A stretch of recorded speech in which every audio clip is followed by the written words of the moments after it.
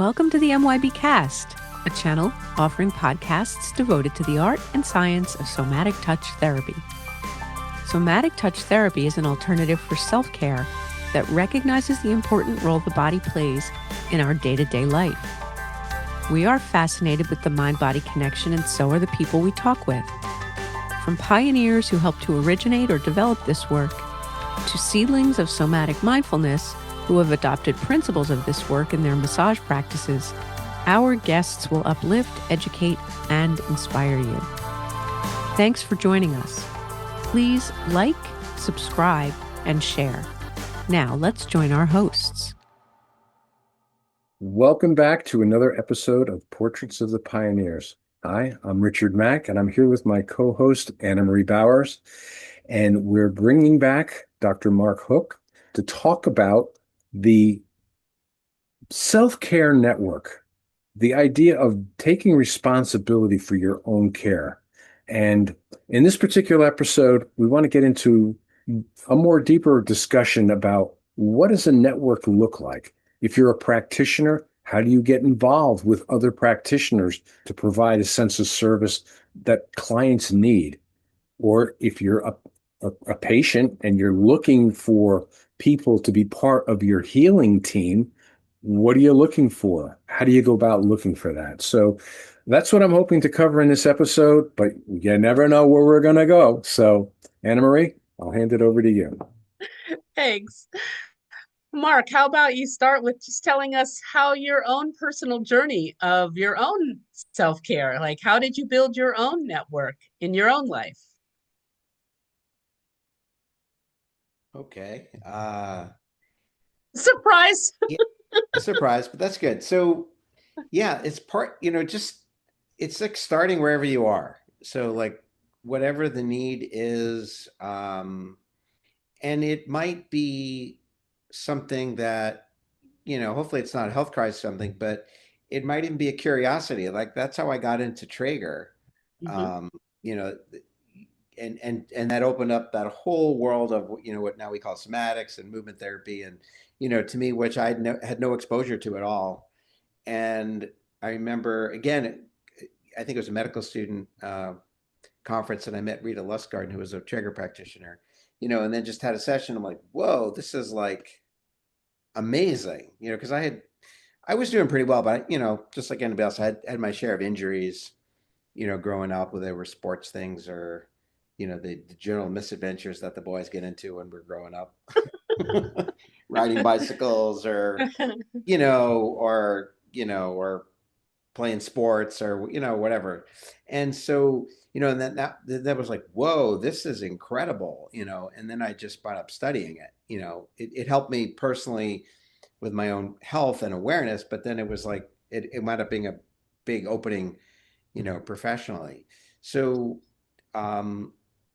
I think just my advice to people is let it be organic. What do you need? What does someone in your family need? And then exploring what's out there, talking to, could be talking to a health professional you're already seeing, if they have the mojo for that, or if they know somebody else, or sometimes you just wind up talking to your friends and neighbors and relatives, like who have you seen that's been good at this, or that might know something about this, and you don't know where it's necessarily going to go. That's to me how it starts, and then how it grows organically in a good way is then you explore things, and again, like we talked about before, is this working for me? Does it make sense? But is it working for me? How's my rapport with the person? They might have the skill, but they don't have you know the way to interact with you in a good way. So an example of that was like when we worked in Arizona, that clinic I talked about last time at the Arizona Center for Health and Medicine. We could have 3 or 4 people doing acupuncture, but almost everybody who would work at the clinic a while, they just knew when someone came in and they needed acupuncture or Chinese medicine, whether it was going to be with the classical Chinese medicine person or the medical acupuncturist, or if it could have been either one of them or two of the 3 doctors that did it, which one was the right fit for that person's personality and the particular problem that they had. So as a professional, we got that sense, but I ask people, trust your intuition and trust what's going on for you. Because like you'll know, you want people to be nice to you, but you also want to see progress. You're making headway in what you're trying to accomplish. And if you're doing that, that's great. And if not, then it's time to move on or explore something else. Yeah, it is really exciting to work uh, in a collaborative health wellness environment where you have different practitioners doing different professions, modalities, techniques, whatever you want to call it, and you work together so well that you know when someone comes in, which person is going to be the best fit for that client, for that patient, and you can work together really well to do that. That's a really fun collaboration. I was lucky enough to be able to do something similar in the massage. There was a naturopath, a massage therapist, an acupuncture, and a counselor. So it was just really kind of a nice environment. Mm. I also get involved with working with a lot of licensed massage therapists with the somatic mindfulness classes that I teach with Dr. Rojas. And I'm amazed at how many uh, licensed massage therapists actually do work with chiropractors or they do work in a medical environment because touch is something that the body needs. And if you're in a group of people that understand that and you're a good touch practitioner, you're going to find your way in that environment. Um, and it also helps as a patient coming in, if you're working with a functional doctor that is kind of hip to things other than just what prescription to write, um, you're going to get referrals from your doctor as well.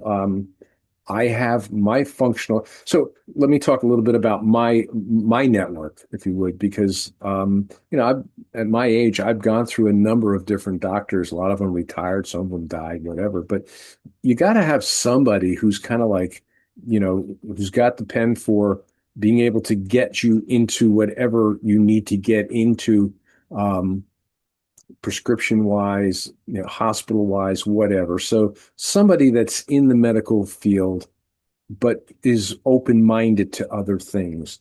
And my functional practitioner is just that. When I'm diagnosed with my cholesterol being too high, she's observed my cholesterol go up and come down. But we know that I'm not going on statins. I don't want that. And that's important to me. And then from that, I picked other people along the way. I definitely have an acupuncturist on my team. I just started with a network chiropractor who I just started working with, which I think is interesting. I think sometimes somebody to talk to, somebody on a spiritual level, somebody that has a good grounding. I have a shaman that I work with who's just friggin' amazing with information that is very, very important information. So I think each person has their own particular needs, and the idea that no one team looks the same for the individual, that's the point. Well, exactly. We're all individuals. We all have our own unique bodies, minds, spirits, goals, whatever, lived experience. And yeah, Yeah, totally agree with that. It's got to work for you, as the individual person, and you have to pay attention right to what's going on for you and what your needs are and are they getting met. And then, as I said, I find it grows organically. And the same thing now, the network I have now, if somebody needs Chinese medicine or acupuncture, there's several people I work with that are great. And then, you know, Mary goes here, Bill goes there, whatever. It's like it works well because you're and I think matching the need to what's available. exactly. And I have found, I really think that healthcare professionals are more open than what people generally think they are.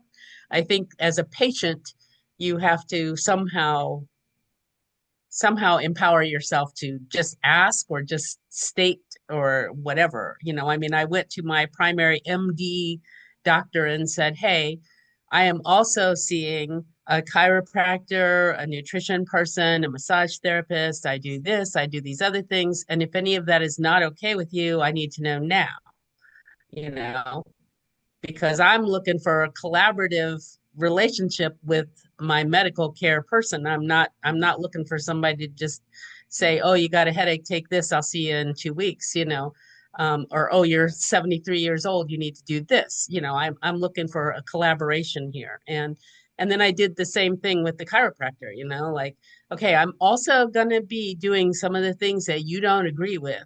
And if that's not okay with you, then you need to tell me now, because I get a lot out of the chiropractic and I'd like to keep doing that, but I won't be doing these other things. And so far, everybody has been receptive to this kind of approach. So I think sometimes it's just a matter of being able to speak up and say, this is what I need. Mm-hmm. Yeah, critical. You know what And I'm then how do finding? you go ahead? I was going to change the topic for a second. I want you to finish your thought, and then I want to bring up the fact that I am finding a lot of people using AI to diagnose things, and they're Yes. coming to me with a lot of information, which I want to talk a little bit about that. But finish your point. No, that's good. Go. Yeah, Mark, what do you think about that? Are you running into this? Is that all you want to say about that, Richard? Or Oh, well, or it's a topic for sure. yeah. I mean, it's actually working for me in the sense that somatic touch therapy is something that there's more information coming into the bots, the chat GPT and that sort of thing that's coming through, and people are putting in symptoms and things are coming together. Talk therapy, the body keeps the score. You got trauma loops. So all these things are starting to come up. What I'm finding is the way new clients come to me is that we offer an initial free Zoom consultation, 15, 20 minutes. We talk about, you get to meet me, I get to meet you. Is there any chemistry happening here? And if so, come in for a 2-hour session and see where we go from there. But I will have to say, within the last year, 1 year, the number of questions that are coming up, and to the point, those questions are talking about specific things that the modern person just never really talks about, is pretty amazing. And they'll tell me, yeah, well, I did a chat GP. I did a little search on AI and this, that, and everything other thing. So that's real. That's coming into the fold right now. So I'd like to talk a little bit about that and what you feel about that. Yeah, you know, I would say like any tool used appropriately is good. Yeah, right. If it works. And you also have to, know the tool and what it can do, what it can't do, or check with somebody, like if they talk to you and ChatGPT told me that this therapy is good for that, and you're like, yeah, I've done that 50 times and it usually works great, or yeah, I'm not so sure about that one.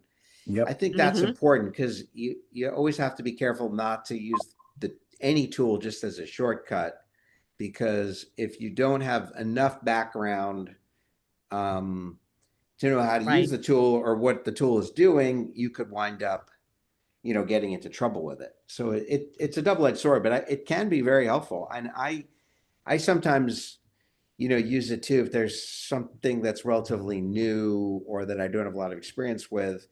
I will check what I know versus that, or sometimes I just need to know, is some therapy available, or even a medication is available in a certain dose or whatever, or long acting, and it's great.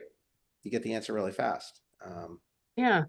But then people also bring it up, what about, and I'm like, well, that might be true for something else, but in your case, that's not necessarily where it is, or we have to understand the limitation. It's just like so new or whatever. And I found that interesting because a lot of times those things are programmed like check with your doctor, like, and and the person might know as much or more than their doctor, but it's still telling you to Right. Yeah. like, and you have to be Usually aware it of that says also. Like it could be overly cautioning you, So that's yes. what I mean. It could go either way at any point. It could be too narrow or too broad, but it can.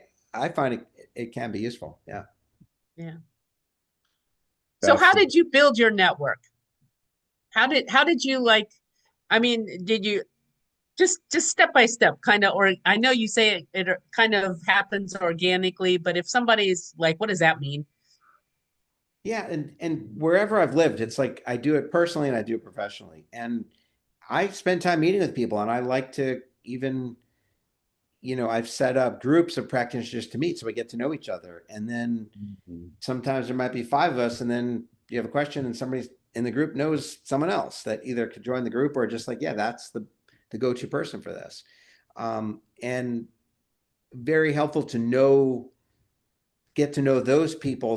So when I'm building the network organically, it's like it's with people that I trust and they're reliable. Like when they give me advice, it pans out. So I'm going to talk to them again or find out who else is in their network and just build that interconnected resource network. You know, but and then asking people's feedback. Okay, so for example, I just saw somebody who had, a medical problem and my go-to person retired, so that they went to see the replacement person. I was like, how did that work out? And they're like, very well. And her husband was like, she was great. The ENT doctor, she was great. Okay, good. Now I know the replacement is good and I can keep referring there even though Mhm. my guy retired. Right. Mhm. But I'm And checking, like, that yeah, person check, seemed like a verify. great fit, was nearby, was available, and this person had an acute problem that needed to be taken care of. And they did a great job and they had good bedside manner. And, now I have a better sense of that new person. Um, and I feel good about it. That's awesome. And I think too, as a patient, sometimes trying to build your own personal self-care, your own personal network, I think if somebody doesn't work out, you have to be willing to say, yeah, that's not working out. I need to stop that. You need to be, without making it there's something wrong with that person. It just wasn't like a good fit. It Right. it didn't work. It didn't work for whatever reason, and be willing to take a step away and find someone else. No, And that exactly. can And feel a little I've bit worked with that hard. with people I too. mean, It's that like can, either if I yeah, think, right off the bat, somebody's going to help them better than me, I'm just going to send them right there off the bat. Or, if we need to go deeper into something, different modality, or you know, just another person who might just be a better fit for them, great. And I think whether it's you're looking out for your own best interest in a good way, I don't mean that in a bad way, like you're just trying to make money off mhm, of people. I mean, like you're right. looking for your health and what's right. Or ideally, if we're all doing that for each other, I think that's a large part why I'm successful too, because people know that I really care about them and that I'm doing my best to give them the best advice. And if they have any questions, and I always tell them, like, ask me, because if you know something different or it's not working for you, we I want you to get the best that you need, not do what I say because I think I'm the greatest. Because maybe yeah, maybe I'm not, and I know I'm not for a lot of things, So you know, it's keeping that doorway open so that we're, including in the network, everyone's working together to get the best outcome for everybody. And you might not be the richest or the most famous if you wind up that way. I don't really care about those things, but you will wind up having a really good life and having a lot of good friends and a lot of good colleagues and a lot better health. I can say that from doing this for 35, 40 years. It just keeps paying off. Mhm. Yeah. Mhm. That's great. Let me ask you this, Mark. What do you think are some key players to have on the team? I'm your patient. You come to me and I just moved to Asheville, North Carolina, new in the neighborhood. You seem like a good guy. You're the guy that I want to be my doctor. And here I am at, latter part of my life. I'm fairly active, physical and so forth and so on. What are some of the components that you're looking for that you feel are important players to have on your team? Great question. I think just in a general sense, just looking at the whole body, mind, spirit piece. Body, So, mind, and spirit. And you're coming from yeah. a spiritual So, background as well. So that's even probably deeper than most medical doctors. yeah. So, on the body side, especially as folks are getting older, if they have serious issues, it's good to have a good, medical professional on your team, for sure. And then a little bit after that, the subspecialty pieces are important, but they're going to be unique to each person. And some people need, if they need more help, if they're newer on the path and they need to understand a little bit about, the food system or nutrition, that, then a nutritionist could be, super helpful. And some people just might need good general understanding of that. Other people might need very specific things because they particular condition, they really have to understand a very particular diet or that sort of thing. Otherwise, for new folks who are pretty aware, I'm just like, here's the net, this network that I found that works great. I had one person came in, their son was having some problems, and I was like, yeah, I think that food's not really organic. Go over here. And just doing that, they went, nothing against Whole Foods, but they were going to Whole Foods, and some of the stuff there wasn't really organic as I said it was. I went to the local person, immediately, totally 100% better. Wow. um, Wow. It makes a difference where your yeah, food is grown. and other times that other store works great. There's a lot of good Right. stuff there. But I knew that particular thing and what was going on. I'm like, that's not, it's probably that. And it wasn't that he had some weird thing going on, like some gut problem, because it got fixed like instantly. Mhm. So that's important. The the body-based piece to me is just absolutely critical. Whether you have a good massage person, you have a Traeger person, you have a good osteopath, a good physical therapist, a good occupational therapist, whoever's a good chiropractor, whoever's good at that, because so many times the problem is the body structure is off, and then you have pain or you have restricted blood flow, or I can't tell you how many times people come with heart and lung and digestive problems, and it's because something's off in their spine and their autonomic nervous system, which controls the sympathetic and parasympathetic, that speeding things up, is affected, and then their bladder's not working, they're constipated, they got palpitations, they can't breathe, or they have a headache, and if something's out of alignment, there's no medication that's going to fix that. You'll feel better for a little while, but even if you feel better long term, there's going to be this constant drag on your system. Just like if you're eating bad food, you might feel okay, but you're getting weaker. So to me, that's absolutely critical. I went out of my way as an MD to study the osteopathic system, the cranial, the visceral work, where I work with the organs. I do that all day long. It's half of what I do all day long, because that's how important I really find it is. Mhm. So that's a critical thing. And then a lot of people benefit from Chinese medicine. We also we have it's amazing here. We have a Chinese medical school. We have a Ayurvedic medical school here. One of my colleagues actually does both. He's amazing. Mhm. And sometimes that depends on what's available and what works for you a little better. I think both those systems, they've been around for thousands of years, Mhm. and they take in everything. They see how the diet's related to the exercise and the herb. They're going to use more herbs and maybe acupuncture or other types of hands-on things. Um, that's a great person to have on your team, if you have it around. Um, and then, you're whether you need a therapist or someone who can just guide you on meditation or spiritual practices, super critical, because those things have just been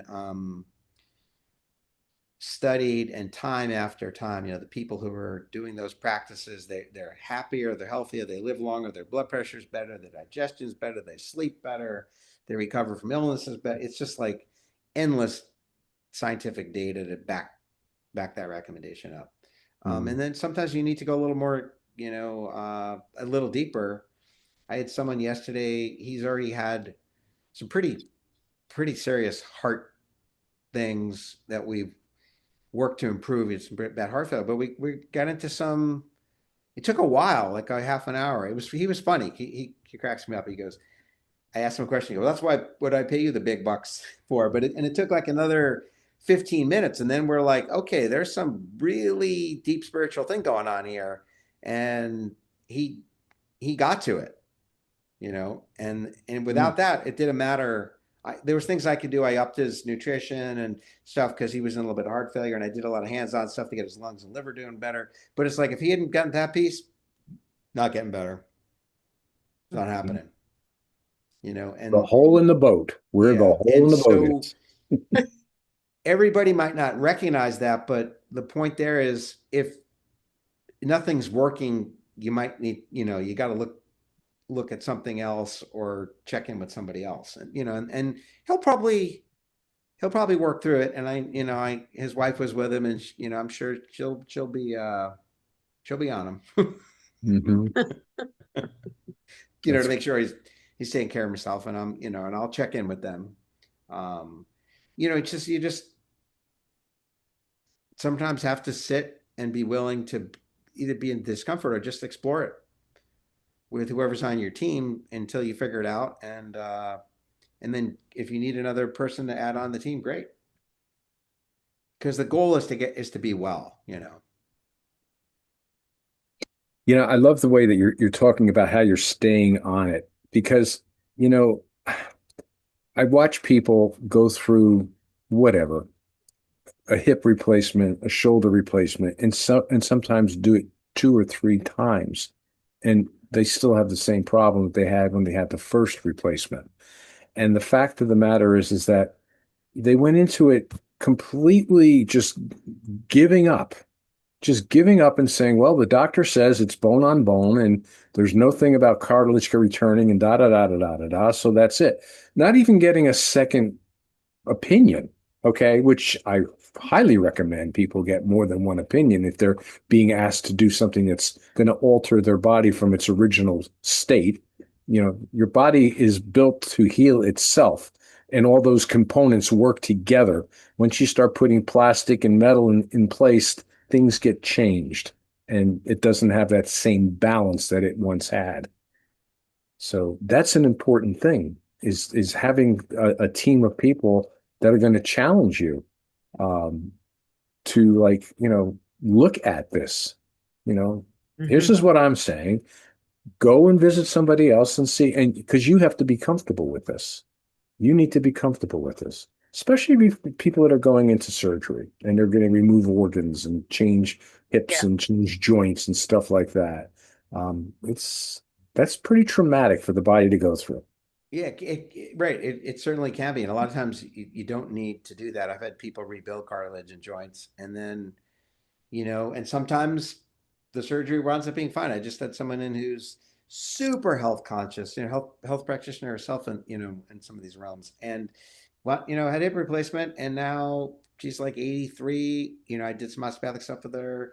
Her surgeon was like, I'm worried about this thing with your leg. And I'm like, I think that's just a fascia. I'm not worried about that at all. Like we'll work with that. And she's like out hiking, and she's doing her garden and pruning her trees, and like small stuff, but very active. And it worked out great for her.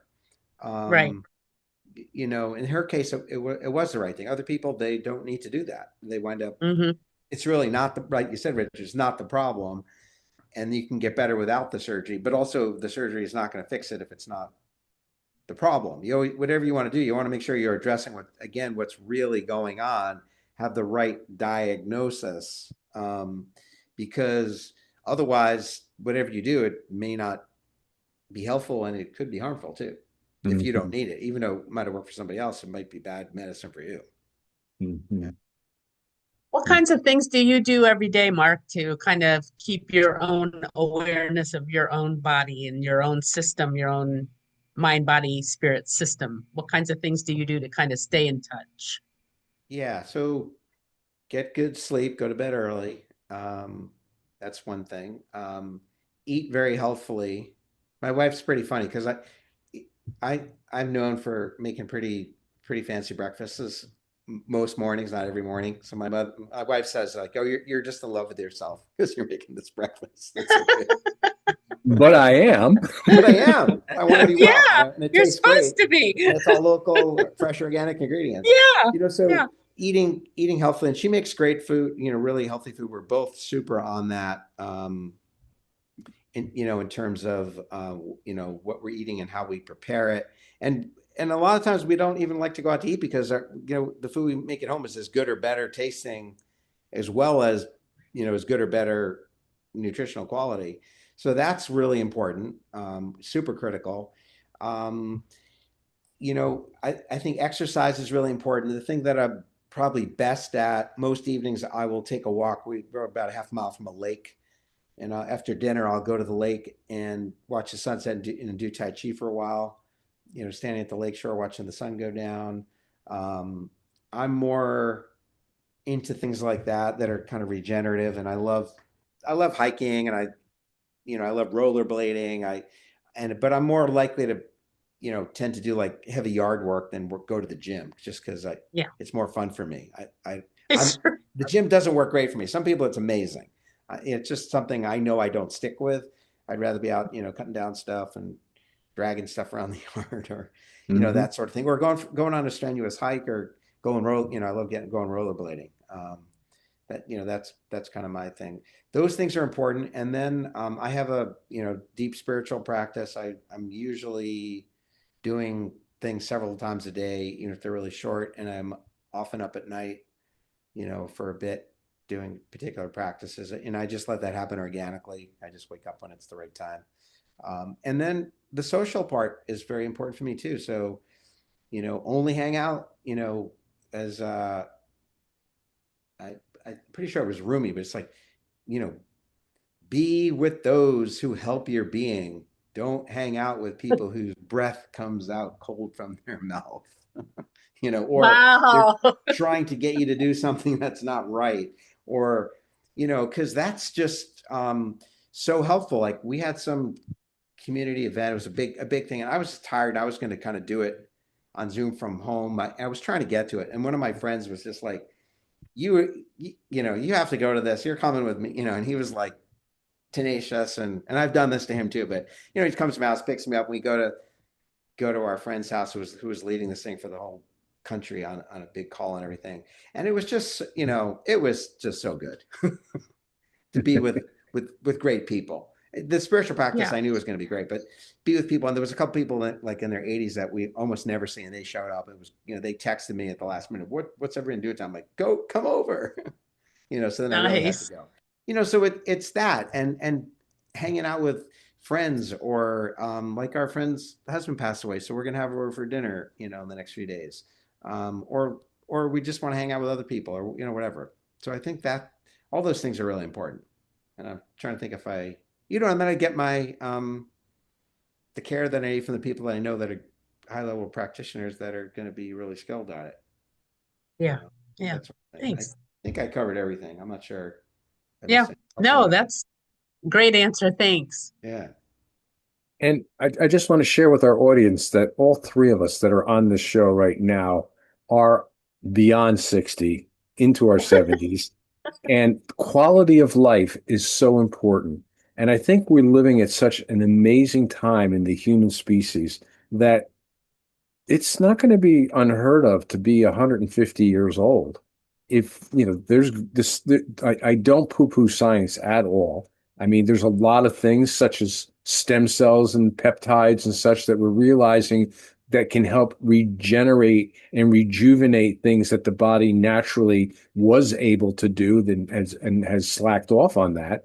And I refer to, you know, I loved watching the last episode of Stephen Colbert and seeing Paul McCartney, one of my heroes from the Beatles, get up there and do the last song.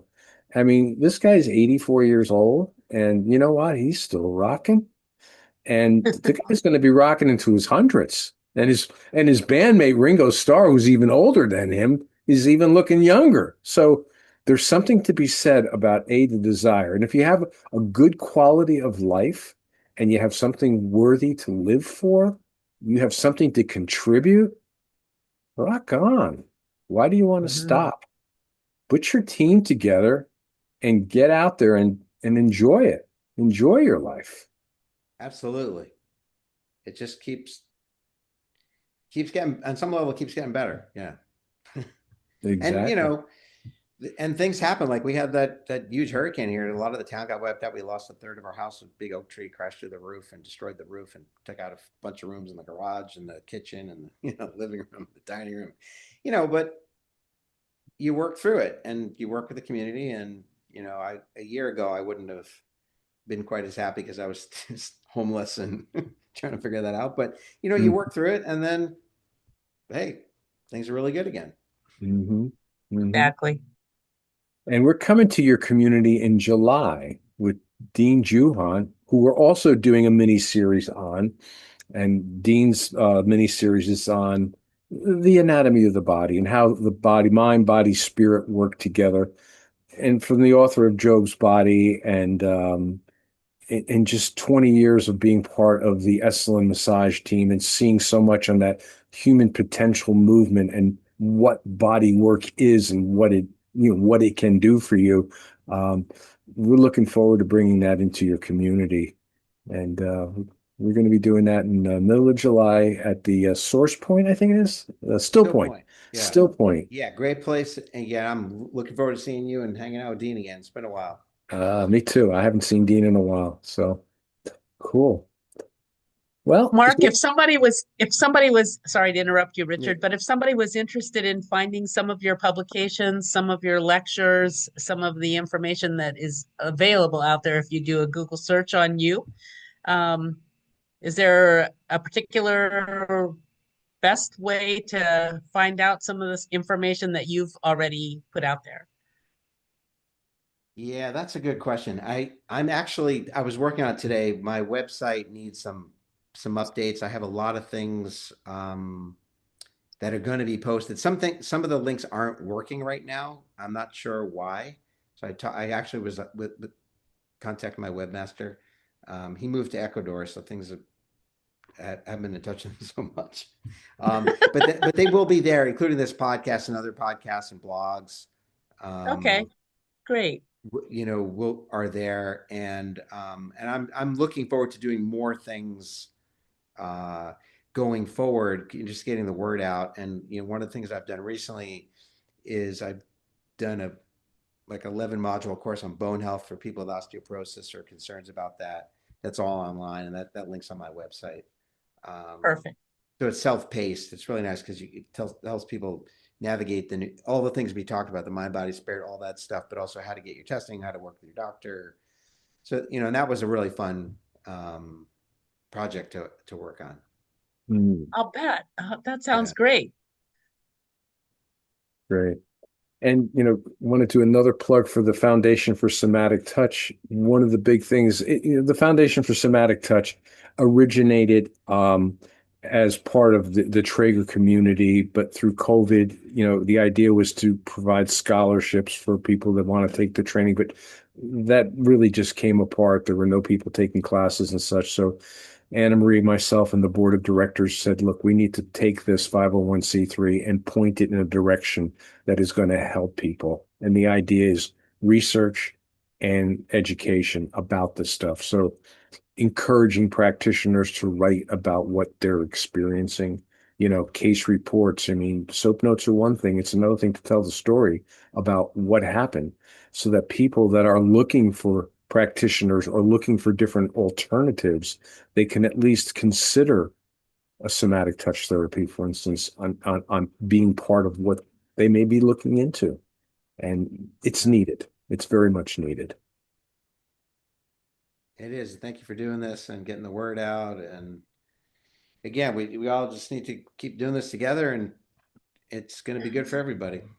It is. And thank you for all of your time, Mark. This is always a joy to talk to you. No, pleasure. Good to know you both for a long time. It's great. Yeah. Excellent. Excellent. So let's wrap this episode up. We still have another episode that we're going to work on, and that's called Working with Your Team. And we'll get into some deeper conversations about how to work with the team that you put together. If you're going to be the captain of your ship, you better have a good understanding of where you want to take that ship and if it's functioning properly or not.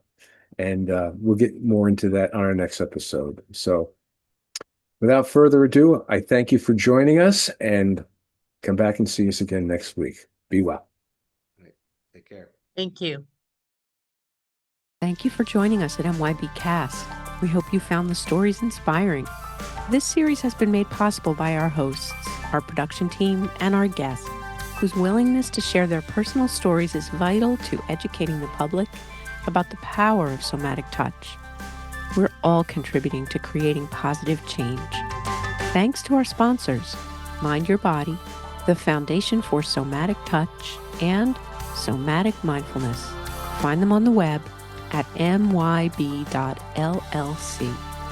foundationforsomatictouch.org and somaticmindfulness.co. Please like, share, subscribe, and join us again for more interesting, compelling, and heartful stories.